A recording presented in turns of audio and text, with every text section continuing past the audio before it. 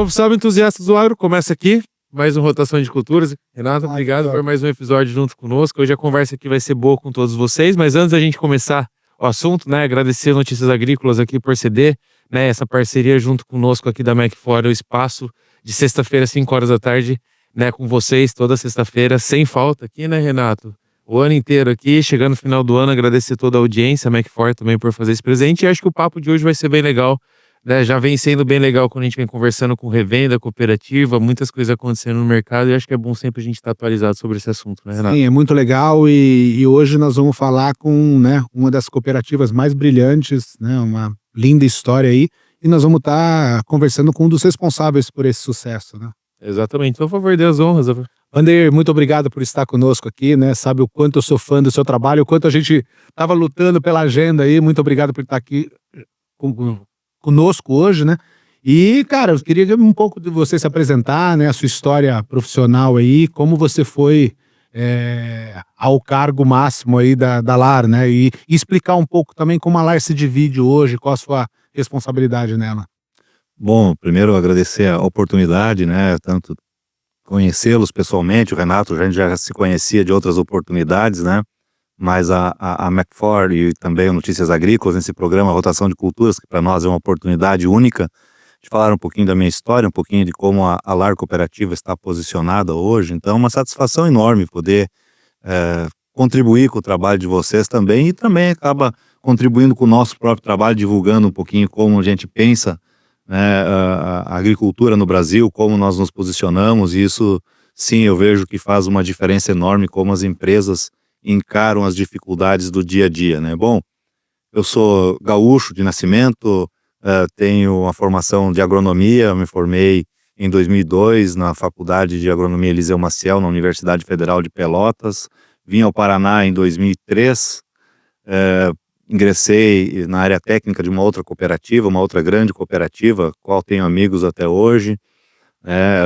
Após isso, antes disso também eu tive a oportunidade de fazer mestrado na área de pós-colheita e industrialização de grãos, o que me levou à área comercial de grãos já naquela cooperativa, né? Em 2009 eu tive uma oportunidade então de trabalhar na área de corretagem, passei um ano lá, onde eu encontrei outros amigos, né, que depois você inclusive trabalhou também no pessoal da Agrocem, né? Então tive algumas reuniões com o Juliângelo, com o Walter Bussador, e acabei trabalhando na Agrocem, gerenciando a área de grãos do grupo por 4 anos, de 2010 a 2014. Morei em Londrina, né? Foi por lá também que nasceu a minha filha. Eu sou casado desde 2008 com a Karina. A Ana Luísa nasceu em Londrina, então, em 2012. Em 2014, eu fui convidado a ir para a LAR Cooperativa, voltar ao sistema cooperativista, né? Desde então, estamos de volta ao oeste do Paraná. Lá eu entrei para coordenar a área comercial de grãos, isso lá em 2014, né? Em 2018, nós tivemos uma mudança na governança da cooperativa, capitaneada pelo nosso presidente, senhor Ineu da Costa Rodrigues, e onde fui convidado a ser superintendente da cooperativa. Então hoje nós somos 3 superintendentes, lá já entrando um pouco na LAR, né? Nós somos 3 superintendentes, um administrativo financeiro, o Clédio Roberto Marshall, o Jair Meyer, que fica com a parte de suprimentos e alimentos, e eu que fico com a parte agrícola. Então, dividindo de uma forma um pouco mais setorial, né, a parte administrativa, a parte de pecuária e alimentos e a parte agrícola. Então, dentro do meu escopo de trabalho hoje, a área de insumos, que contempla insumos agrícolas, pecuários, máquinas e equipamentos, a parte comercial de grãos, então toda a comercialização tanto de grãos in natura como farelo, óleo e biodiesel, também a área operacional de grãos, esse controle todo de romaneios, controla a qualidade, umidade, secagem, também fica comigo. A parte da LAR Paraguai, a LAR está no Paraguai desde 1996, então estamos ano que vem completando 30 anos de Paraguai, então também fica dentro do escopo de trabalho, além das indústrias de soja, que nós chamamos do setor de operações de energia, onde nós também participamos do mercado livre de energia, então isso fica dentro do setor biomassas também, florestas, fica dentro desse escopo de operações de energia dentro da Superintendência de Negócios Agrícolas, que está comigo atualmente desde 2018, então. Legal. Quantos cooperados e quantas unidades vocês têm hoje, Vanderlei?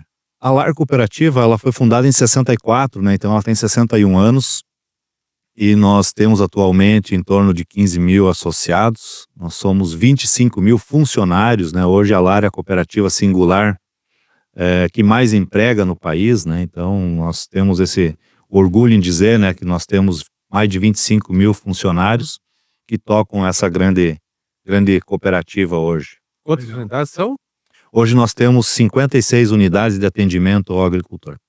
Tudo no Paraná. Não, distribuídos entre Paraná e Mato Grosso do Sul e Santa Catarina também, hoje com 3 unidades em Santa Catarina também. Hoje, assim, após, né, nós vamos avançar um pouco na conversa, né, mas recentemente nós adquirimos as unidades no Paraná e Santa Catarina da Syngenta, da Atua Agro, né, então dentro desse movimento todo que tem de reacomodação e reorganização do setor agrícola do país, né, mas até então 80% dos nossos negócios no Brasil, tirando a Lar Paraguai, são no Mato Grosso do Sul.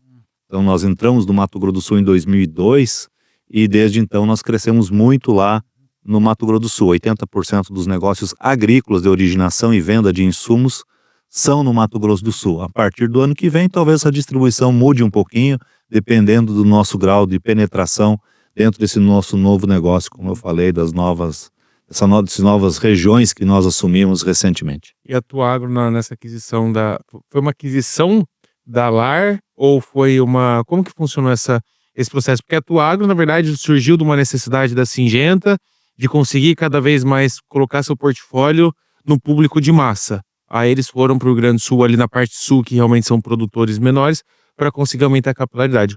Como que está funcionando essa parceria entre Lar e a Tua Agro? A Tua continua sendo Syngenta? Como que é? Não, na verdade, nós assumimos a operação 100%, as bandeiras, elas passam a ser 100% Lar, Tá. né, com exceção de 3 lojas no oeste do Paraná, onde ainda permanecem nós temos a licença de operar com a marca Tua nessas três lojas ainda, onde nós temos também a marca Lar atuando, né? Mas 100% Lar, né? Nada mais vinculado à Syngenta, e que era o objetivo da própria Syngenta, né? De sair desse mercado de varejo, permanecer muito mais no B2B do que atendendo o varejo, que na verdade é a nossa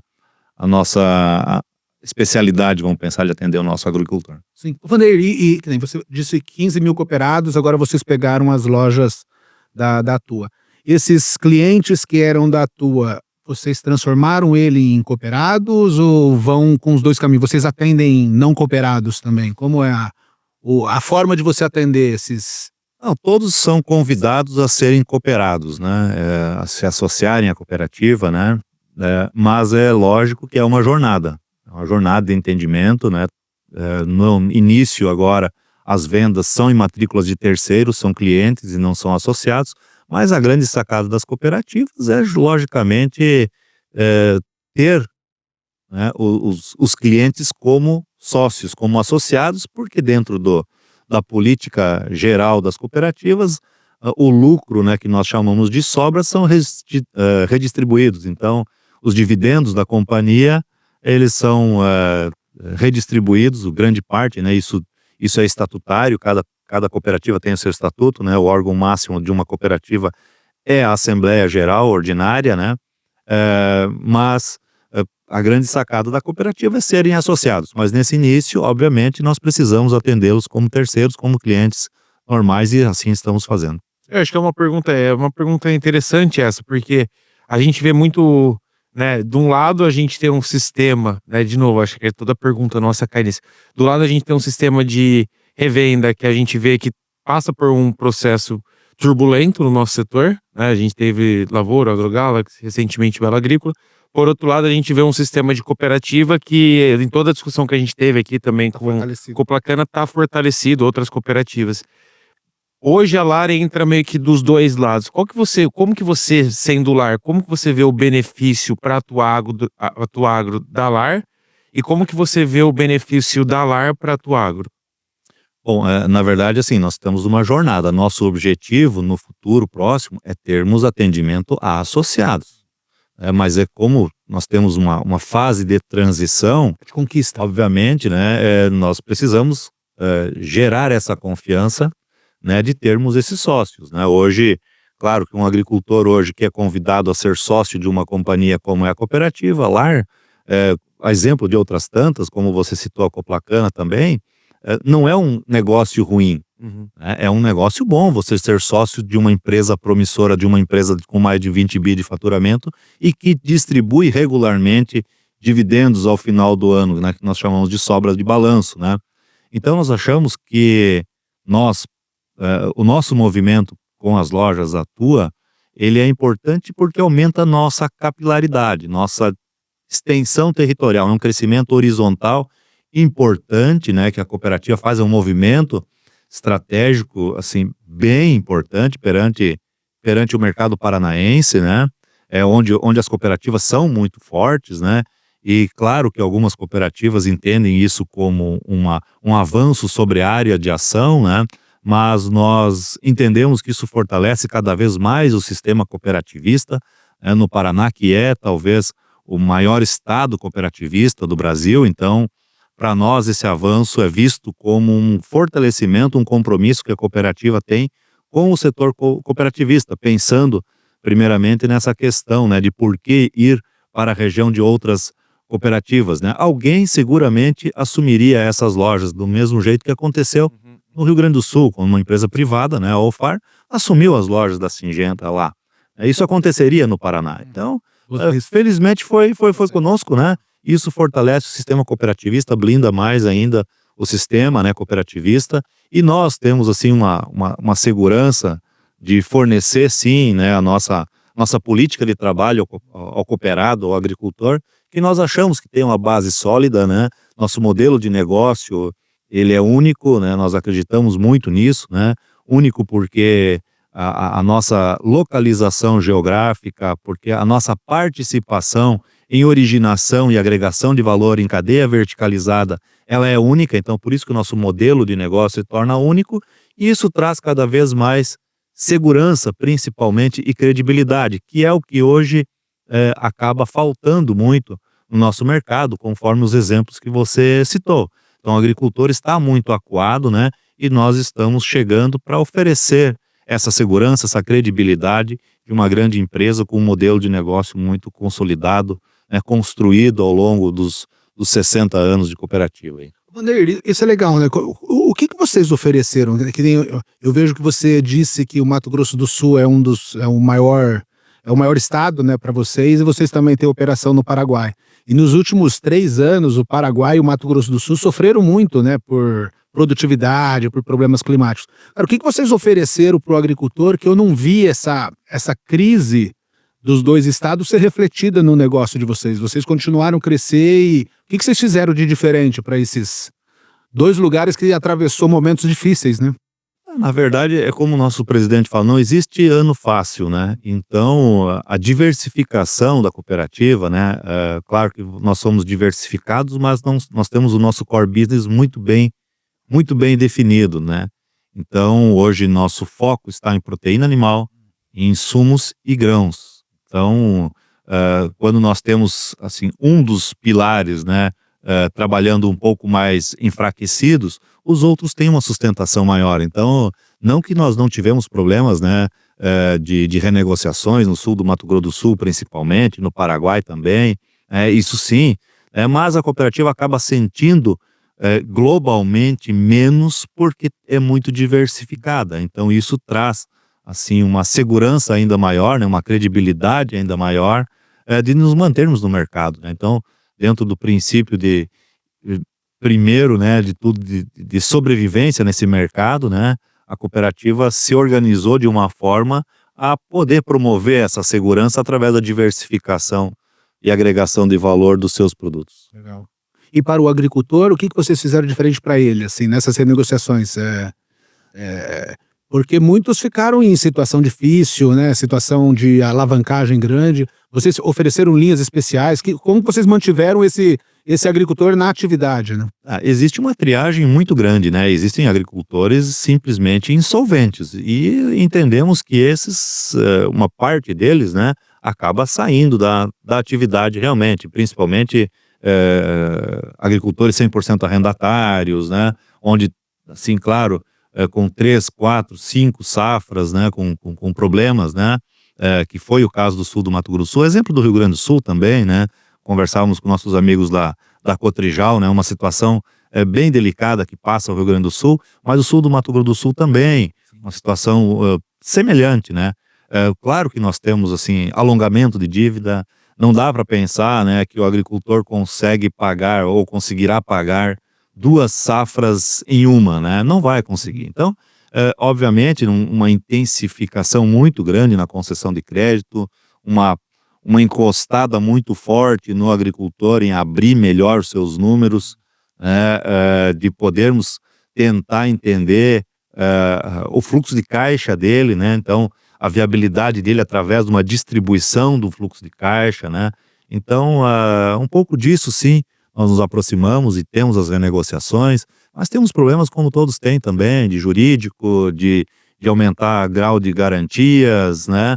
Mas, assim, o reflexo global na cooperativa é menor por conta da nossa diversificação. Mas, assim, temos desafios enormes, a exemplo de outros tantos também no Mato Grosso do Sul. E nesse momento aqui agora, olhando daqui para frente, né? A gente acaba de começar uma nova safra, né? Já tá evoluindo. Como que vocês estão vendo essa evolução para a próxima safra? Até pensando nessa não sei se eu posso falar recomposição do produtor rural, mas foram alguns anos difíceis, né? Eu costumo falar que teve uma tempestade perfeita ali. A gente teve um aumento de juros, a gente teve uma incidência climática um tanto complexa, nós tivemos uma taxa de câmbio volátil, que prejudicou tanto o momento a parte de maquinário, parte de produtividade. Então a gente teve meio que um caos perfeito. Nesse momento, você acha que a gente já passou do pico do problema e para essa safra a gente já começa a ver um norte um pouco diferente? Porque a gente já começa a ver uma taxa de juros diminuindo, a gente já está diminuindo um pouco, né? Não está aumentando, então a gente vê diminuindo, não sei se é tão significativo. A gente vê uma taxa, né? O dólar aqui também respeitando uma queda, né, mostrando uma vertente de queda. Como que você está vendo um pouco desse momento do produtor rural, né, pro próximo ano? O produtor rural, ele teve um momento de euforia, né, onde ele se endividou mais do que deveria, considerando safras boas e preços altos. Então esse binômio trouxe uma coragem muito grande de endividamento, um passo um pouco mais largo, né? Que foi a safra de 22, 23, não foi? Tanto em maquinário. 2, 3 safras aí com soja R$200. Exato. Achamos que ia ser eterno, né, Vandeir? A turma se empolgou um pouco nisso, né? Então, agora com a mesma parcela vindo, né? Então, onde o agricultor imaginava pagar ela, por exemplo, com 1.000 sacas de soja, hoje ele precisa 1.500, 1.200, 1.300, né? Mas olhando um pouquinho para frente, né? Primeiro passo é que nós precisamos efetivamente de safras boas. Em linhas gerais, eu sempre digo que o nosso agricultor, ele não é caloteiro, ele não deixa de pagar por... Claro que existem exceções, né? Vamos lá. Malcaratismo, né? Então existem exceções, mas assim, em linhas gerais, o agricultor, ele cumpre, porque ele sabe que ele vai precisar, né? Nós temos 2 safras no ano, então são concessões de crédito 2 vezes por ano que precisa ser colocado sobre a mesa, né?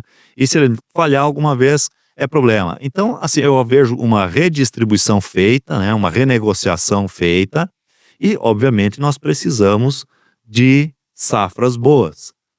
Ao longo do tempo, né? E já faz muito tempo isso, e às vezes o básico bem feito, ele é o necessário, né? E mesmo o óbvio precisa ser dito, de que o sucesso da propriedade, ele está em cima do binômio produtividade, sim, mas também na parcela da assertividade comercial. E coisas muito simples, quando o mercado é sempre ascendente, né? Sempre tem aquela falsa impressão de estar perdendo dinheiro. Vendi a 150, foi 180, eu perdi. Mas são coisas muito diferentes que nós trabalhamos com nossa equipe técnica, gerencial, para vender isso para o produtor. Porque sair de 150, ir para 180 é perder dinheiro, mas sair de 150 e vir a 120 e não ter feito, representa sair da atividade, talvez. Então, são grandezas muito distintas e que precisam ser trabalhadas com o agricultor. Então, nós trabalhamos muito a questão do barter, Sim. a relação de troca. Quando que nós vamos para o campo? Quando a relação de troca for favorável. Faz muito tempo que no Mato Grosso do Sul nós não temos data certa para sair com condições. Eu não posso dizer que em fevereiro eu sairei com condições de negócios futuros. Se a condição futura for favorável em dezembro anterior, por que não sair? Eu não posso esperar uma data. Sim. Então essa conta é feita diariamente, né? Isso é uma das coisas dentro da nossa governança que é bem trabalhada, né? E coincidentemente, não por estar comigo a carteira, mas a Superintendência de Negócios Agrícolas envolve as duas áreas. E isso tem uma facilidade, nos traz uma agilidade muito grande. E desde que nós também temos a Lar Paraguai dentro do mesmo escopo de trabalho, o aumento das importações foi bem sentido dentro da cooperativa. Então foi uma acertada muito grande o modelo de governança implementado na cooperativa, né? Independente das pessoas que estão lá, né? Então isso nos traz uma velocidade, um sinergismo e uma assertividade comercial bastante expressiva. Quantos por cento hoje das vendas são barter hoje? Porque dependendo, eu vejo, depende muito do Brasil, né? Mas ali na região de vocês, quantos por cento são barter? No Paraná, o Paraná comercializa menos, né? Porque ele é mais diversificado, então tem outras fontes de renda, ou ele está vinculado à avicultura, ou suinocultura, ou leite. Então ele tem uma característica de comercialização antecipada menor. Mas o Mato Grosso do Sul, né, e a comercialização, daí quem trabalha na área comercial de grãos, já fica pensando sempre, puxa, eu preciso comprar antes também para ir ajeitando minha logística, porque eu sempre sou deficitário em armazenagem, né? Então é bem importante conseguir casar as duas coisas. O mundo ideal é uns 40% comercializados antecipadamente, em torno de 20% a 30% é comercializado durante a safra e uns 30% a 40% ficam na pós-safra para ser comercializado. Então é isso que nós buscamos. No ano em que nós tivemos quebra, e aí sim depende da safra, né? Esse número foi menor. Nós notamos que o produtor percebeu a queda, mas não acreditou nela. E aí sim, falta de produção com preço baixo atrapalhou, né? Então nós buscamos esse número de comercialização antecipada de barter entre 30% a 40% não das vendas, do potencial de recebimento. Entendi. Do potencial de recebimento. Porque nem sempre é o mesmo cara que faz a venda antecipada que compra, né? Então, às vezes, a exposição é diferente. Alguém avança na comercialização, outros se expõem um pouco mais, mas esse é o número da compra antecipada que nós galgamos, que nós esperamos. O seu time de campos hoje, você tem uma pessoa que origina e uma que presta assistência técnica e comercializa, ou são os mesmos? Na sede? Não, no campo, assim, na hora que você chega no agricultor. Não, Você tem a pessoa que origina e tem a pessoa que vende os insumos e dá a recomendação. É o mesmo profissional ou são profissionais diferentes? eles estão dentro da mesma gerência da unidade. A mesma gerência da unidade. Algumas unidades maiores, nós temos a função do comprador. Algumas unidades maiores do Mato Grosso do Sul nós temos. E também onde também a armazenagem em nível de propriedade, em nível de fazenda, é maior. Maracaju, Sidrolândia, São Gabriel do Oeste, Chapadão do Sul, talvez. São regiões onde a armazenagem em nível de propriedade é maior. Então esse trading também ele é mais aquecido. Então é onde nós temos uma pessoa vinculada ao gerente da unidade específico para fazer compra de grãos. Mas em linhas gerais, o número 1 comercial de grãos é o gerente da unidade que dissemina as condições também para a área técnica. Então é a mesma pessoa. Porque cada vez mais, né, nós entendemos a nossa visão que o agricultor, claro que ele precisa do agrônomo para fazer a recomendação técnica, etc, mas ele é muito assediado em cima disso, né? Então todos os fornecedores têm a equipe técnica que vão falando, os geradores de demanda e tudo mais, né? O agricultor cada vez mais precisa que o consultor dele fale de negócios. E aí que entra novamente a assertividade comercial com a produtividade. Ele não precisa de um cara para falar somente da parte produtiva. Nós somos assim, né? Se nós conseguirmos resolver todos os nossos problemas com uma pessoa só ou num local só, nós temos essa preferência, né? Essa comodidade. Então, cada vez mais a equipe precisa estar treinada, né? E afiada para falar de negócios, não necessariamente de vendas. Só de vendas. Então essa é uma parte bem importante de treinamento e capacitação que nós trabalhamos. Hoje, quando a gente pega como vocês entendem, porque no momento eu fico pensando muito como o setor está se comportando, a gente fica vendo muita informação, a gente consegue saber o que realmente está acontecendo. Quando vocês pegam, né, vocês têm histórico de compra dos mesmos clientes ao longo de vários anos. Quando vocês pegam esses históricos, né, e compara, por exemplo, a penúltima safra com a última safra, com essa safra agora, né, às vezes o mesmo produtor, ele tá aumentando a área, ele tá mantendo a área, ele tá investindo mais, ele tá investindo menos, para entender um pouco para onde que tá indo o mercado. Eu tive dentro de um cliente meu essa semana e eu vi que o andamento de mercado até o momento para o ano fechado é de 5% a menos o volume de vendas do que foi o ano passado. Né? Na cooperativa, você vê esse reflexo também? É um pouco difícil de mensurar isso no campo, né? Porque o nosso mercado, ou as cooperativas, né? A maioria, tirando algumas aí dos campos gerais, né? Nós somos cooperativas abertas, que nós chamamos, né? Então, assim, ele é associado, mas ele não tem obrigatoriedade de 100%. Então, todo ano nós estamos... Ele é um novo cliente, né, não necessariamente ele é fidelizado, vamos chamar assim, né? Então, ele é do mercado. Então, isso dificulta um pouco de termos esse histórico tão linear, né? De fazermos isso. E veja que como é interessante o nosso mercado, né? Nós falamos, você citou, né? 3 grandes players do mercado que deixaram, assim, ou reduziram seus negócios, né? A pergunta é quantos hectares a menos nessas regiões foram plantadas, né? É 0 hectares, né? Então alguém assumiu isso. Alguém está assumindo isso. Do mesmo jeito que nós falamos, não, alguns agricultores estão insolventes e estão saindo da atividade. Mas e quanto de área está reduzindo? 0 de área. Alguém está assumindo. Então o mercado ele se fraciona e se reorganiza muito rapidamente.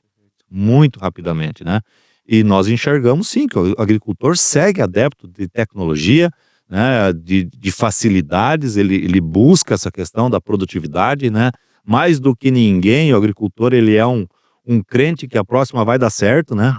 Então ele acredita muito, né? Porque ele sabe que o histórico maior de longa data, apesar do histórico recente de 2, 3 anos e 2, 3 safras não ser bom, né? Quando ele aumenta isso para 10 anos, né? Para o pai dele, né? Para isso tudo, ele enxerga esperança e ele acredita muito, né? Então, ele é adepto sim da nova tecnologia e tem aumentado a tecnologia e acredita sim.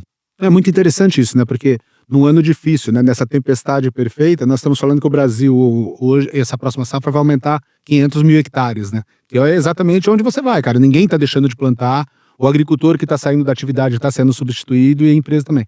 Quando você olha assim, né, Vandeir, e uma das coisas que eu mais adoro na cooperativa é a visão de futuro de vocês, né? Vocês fazem plano estratégico pensando em 5, 10, 15, 20 anos.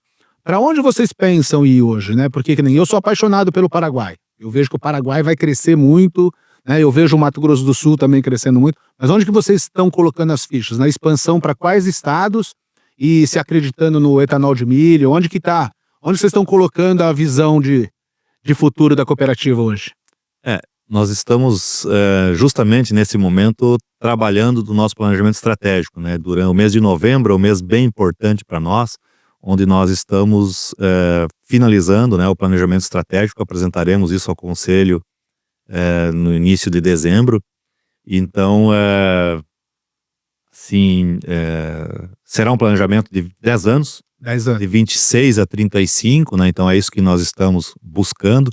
Claro que você não consegue colocar tanto no detalhe, né, mas são linhas mestras traçadas e isso dá uma diretriz importantíssima para a companhia, né? E pensando em expansão, nós achamos que no Paraguai hoje nós estamos assim razoavelmente bem posicionados, né? Nosso objetivo no Paraguai ele tá alcançado, né? Então falava com o nosso número 1 lá, né? Que é o Rogério, né? Falava com ele que ele responde dentro do nosso organograma como gerente de divisão, para mim, que nós buscaremos no Paraguai sermos melhores e não maiores. Então, o nosso crescimento horizontal lá não deve ser muito grande nos próximos anos, e sim, talvez aumentar nossa penetração vertical dentro dos clientes que nós já temos nas regiões que nós já estamos, porque nós estamos situados em toda essa fronteira brasileira e argentina. Então nós vamos desde o sul até o norte, perto de Salto de Guairá. Então estamos bem posicionados, não achamos que vamos evoluir tanto, né? O Chaco paraguaio, que seria talvez a fronteira, né? Ainda existem muitas incógnitas a respeito, não dá para dizer que não acredito no Chaco, né? Mas incógnitas existem. Então esse é o nosso posicionamento no Paraguai. No Mato Grosso do Sul, nós ainda temos algumas regiões a serem exploradas como investimento, né? Então, nós, esse ano e ano passado, final do ano passado, nós fizemos 2 aquisições de unidades lá, uma da Agrodinâmica, outra da Vicesca em Alvorada, né? Alvorada do Sul. Depois, esse ano, adquirimos algumas unidades da Producel. Finalizamos a unidade de Campo Grande, estamos construindo São Gabriel do Oeste, né? Estão subindo. Então, temos planos para Chapadão do Sul, temos alguns buracos no miolo central do Mato Grosso do Sul também, né? E agora com essa nossa expansão para o Paraná, né? Porque muitos nos perguntam, né? É Mato Grosso ou é Goiás, né? Já que chegou em Sonora, né? Tá em Sonora e agora sobe para Itiquira, sobe para Rondonópolis, né? Ou vai para Chapadão do Céu, para Goiás e aí para... Entendemos que nós temos ainda uma consolidação, nada é impossível, né? Claro que oportunidades sempre são olhadas, né? Mas entendemos que o Mato Grosso do Sul ainda existe espaço para investimentos, né? E agora com esse nosso movimento no Paraná, nós temos uma prioridade de consolidação no Paraná, porque nós sabemos trabalhar bem em relação de troca, sabemos trabalhar bem o barter, né? Acreditamos que isso sim é um diferencial, porque nós trabalhamos com o propósito da existência do agricultor. O agricultor não existe para comprar insumos, né? Ele existe para produzir grãos. Então, cada vez que você consegue se posicionar também como comprador dele, não somente como vendedor, você sempre está melhor posicionado na mesa. Então existe um movimento que nós precisamos consolidar no Paraná, né, e em Santa Catarina, né, no Planalto Norte, como se chama, a região de Mafra, Canoinhas, né, uma região espetacular também, que cabe exploração para os próximos anos aí, investimentos para os próximos anos. E também, né, se nós olharmos em sistema de cadeia, né, nós temos uma indústria de biodiesel. Hoje nós temos 3 plantas de esmagamento de soja, uma em Céu Azul, outra em Marechal Cândido Rondon e outra em Carapó, e temos intenção de ampliá-las, né? Temos condições de ampliá-las, né, com investimentos razoáveis, né, infinitamente menores do que uma planta nova, né, utilizando assim, as mesmas infraestruturas já existentes. Então, eu vejo que nossas forças serão canalizadas para a ampliação dessas plantas, um avanço em biodiesel, que hoje somente Carapó trabalha com biodiesel, então pode ser que a gente avance em biodiesel também no Paraná, que eu acho que pode ser uma realidade, né? E claro, né, que hoje a bola da vez aí, podemos dizer, é o etanol, né?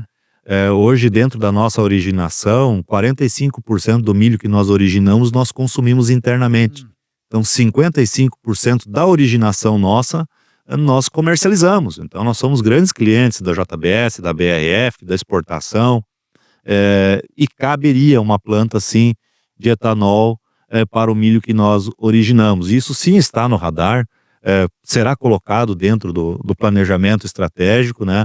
Não podemos dizer se isso vai acontecer em 27, 28, ou 30 ou 32, mas sem dúvida a agregação de valor está no DNA da cooperativa, né?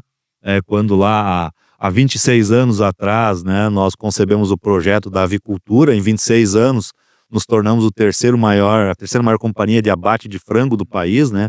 Atrás das gigantes, da JBS e da BRF apenas, né? Mostra essa nossa veia investidora, né? E de agregação de valor. Então, penso um pouco que isso se tornará realidade nos próximos 10 anos, e, lógico, né?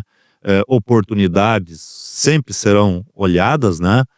Mas sempre com CAPEX limitado, sempre com CAPEX com o pezinho no chão, Sim. pensando como, né, nós poderemos talvez ser melhores, ainda mais próximos do que passos tão de gestão a longa distância, vamos pensar como é um caso do Mato Grosso, né, ou no próprio Goiás, que sim, tem algumas oportunidades, vamos pensar, mas já começa a fugir um pouco do nosso modelo cooperativista, né? Porque na essência uma cooperativa ela é o pool de compras do agricultor que se juntaram, né? Então nós somos o pool de compras e talvez O fio já muda um pouco, né? mais para o centro-oeste, né? A venda direta, ele sozinho já faz esse trabalho que uma cooperativa muitas vezes faz. Então, acho que nós temos aí uma jornada grande ainda Bem pensado. no Paraná e no Mato Grosso do Sul. Eu gosto muito do modelo de cooperativa, quando você fala de pool de compra, porque nada mais é do que isso. Mas eu vou além, eu queria ouvir a sua opinião, né? Porque muito já se falou no Brasil, por exemplo, quando eu faço uma comercialização que não é via cooperativa, eu acabo que eu não gero valor para o produto, né, dentro do território brasileiro. Então, muitas vezes eu acabo exportando, né, o milho, a soja na sua versão ali de grãos, né, para que a gente consiga fazer o produto final fora do Brasil. E eu vejo muito o papel da cooperativa, e me corrija se eu estiver errado, realmente de cada vez mais a gente pegar essa cadeia do agronegócio e fazer essa industrialização, né? Até a gente estava em conversa com o Cocamar, pô, a gente pega lá o tomate do cara, vem aqui, industrializa, tem uma marca de tomate, gera tomate, coloca dentro do mercado e não fica dependendo única e exclusivamente da venda in natura. Eu pego a carne, eu faço o corte, eu gero algum corte, eu tenho alguns lugares para vender aquela carne, eu tenho um lugar de carne premium, então eu consigo gerar a cadeia, né, de desenvolvimento desse produto. O etanol de milho é a mesma coisa, a gente tá dizendo, vendia esse etanol, pô, a gente tá criando um combustível sustentável dentro de um estado que antigamente a gente falava, pô, não chega o etanol no Mato Grosso porque não planta cana-de-açúcar lá, mas pô, agora a gente tá colocando um combustível sustentável e realmente gerando esse produto, fazendo a matéria-prima se tornar um produto finalizado. Como que você vê o papel hoje das cooperativas no Brasil realmente impulsionar, né, o agronegócio, não ser só um grande exportador de matéria-prima, mas conseguir fazer com que a gente tenha um processo dessa cadeia de começo, meio e fim e agregue valor em todo momento dentro da cadeia e deixe o dinheiro dentro do nosso setor, né? Bom, eu acho assim, que quando nós falamos em negócios, nós precisamos ser muito racionais e não muito emocionais, né? Então é muito bonito essa questão da cooperativa, né? Mas pensando de uma forma extremamente racional, nós precisamos entender que nem toda revenda ou nem toda a cerealista vive momentos ruins, né? Então você não dá para setorizar de maneira tão macro, né? Então, da mesma forma que nem todas as cooperativas estão na mesma página. Então tem cooperativas que não têm esse grau de industrialização. Aí é por isso que no início da conversa eu falei que algumas cooperativas são únicas, porque elas têm a distribuição da agregação de valor construída ao longo da sua história. Outras são mais trading, são mais assim, representantes, sim, genuínas do agricultor, mas sem essa agregação de valor na cadeia tão grande. Sim. Então eu vejo que o mercado vai acabar se separando um pouco, né? E o mercado já separa, né? Os bancos fazem muito isso, né? Em concessão de crédito, né?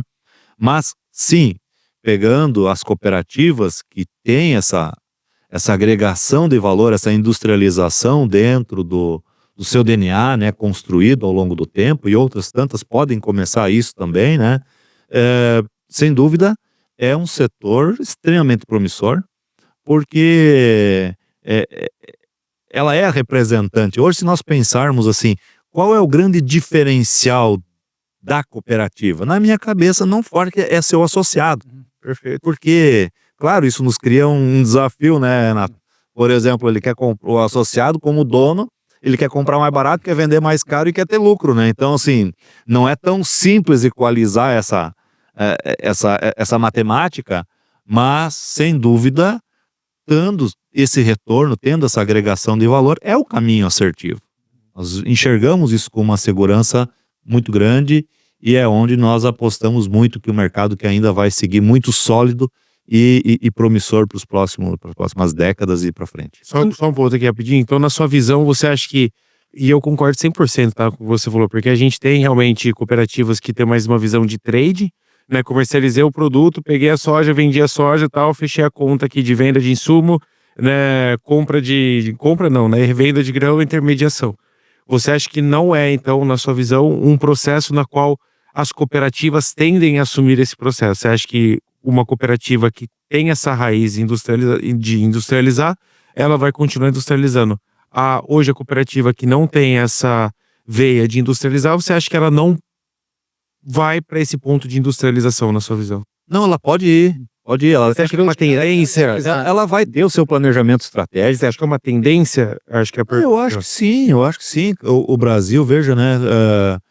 Quanto que o Brasil industrializava de soja, né? Esmagava de soja no país há, sei lá, 10 anos atrás, né? Então, é um avanço, é uma agregação de valor. Biodiesel ajudou muito. Biodiesel ajuda, né? Hoje o oil share faz toda a diferença dentro da conta de esmagamento, né?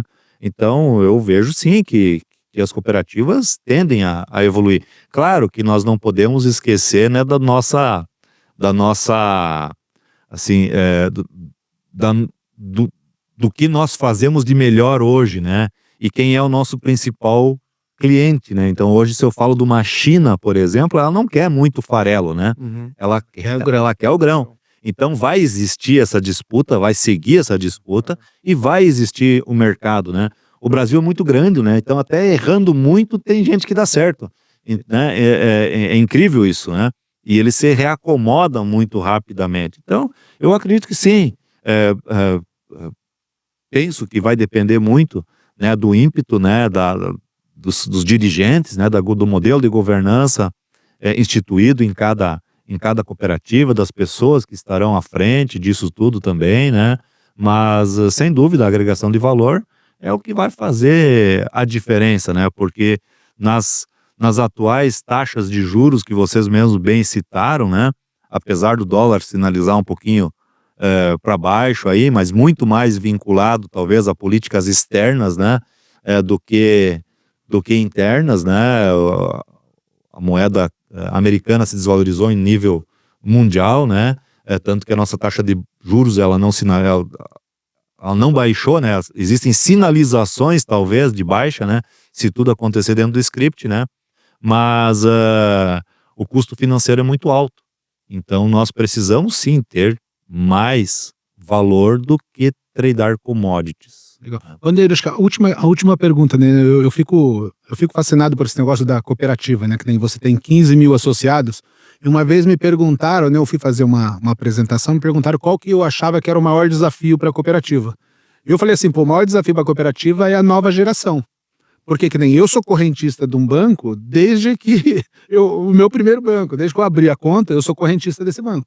A minha filha, ela já abriu contas em 3 bancos nos últimos 3 anos, que ela troca de banco.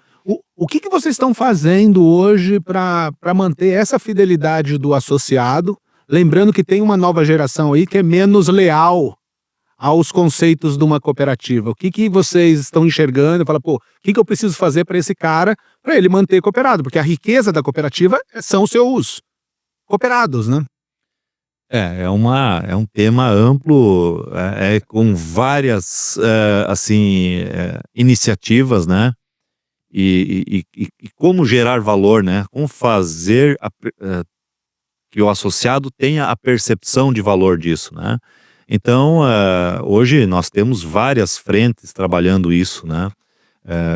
Particularmente, eu não gosto muito de dizer assim, o jovem de hoje, ele é tão diferente do que era o pai, né?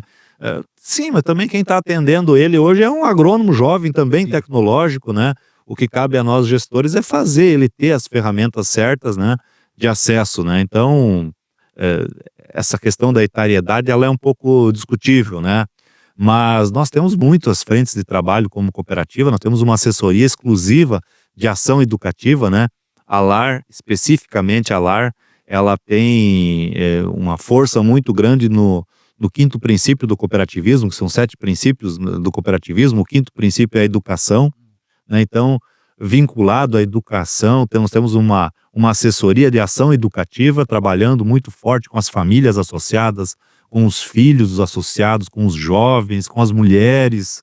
Então, nessa jornada, nós temos uma universidade corporativa, vinculada a instituições, temos uma área de inovação, inovação com várias faces de sustentabilidade, de programa de melhorias, de ideias, de inovação aberta. Então, nós buscamos cercar de todas as frentes para mostrar o valor que existe dentro da cooperativa.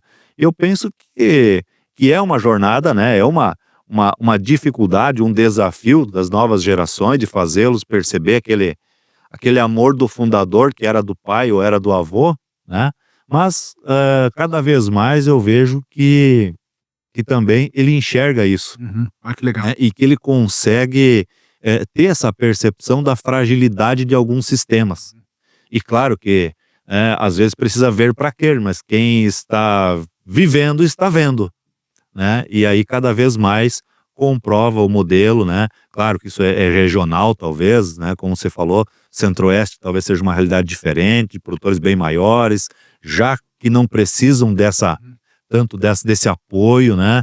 Mas dentro da região de pequenos e médios produtores, que é onde a cooperativa nasceu, criou seu propósito e se desenvolveu embasado nisso, tem dado certo e nós seguiremos firmes nisso, atravessando gerações, se Deus quiser. Legal. Boa.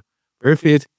Primeiro, né, agradecer, né, a sua presença aqui, o papo, acho que a audiência que assiste a gente toda semana já deve estar de saco cheio de falar, pô, tudo papo bom, a gente tem que cortar aqui, mas, Wander, papo muito bom aqui, a gente tem o tempo da grade aqui do Notícias Agrícolas. Eu queria agradecer a sua presença aqui hoje com a gente no Rotação de Culturas, queria agradecer sua presença também aqui, Renato, por mais um episódio, chegando no final do ano aqui, né, reta final de gravações.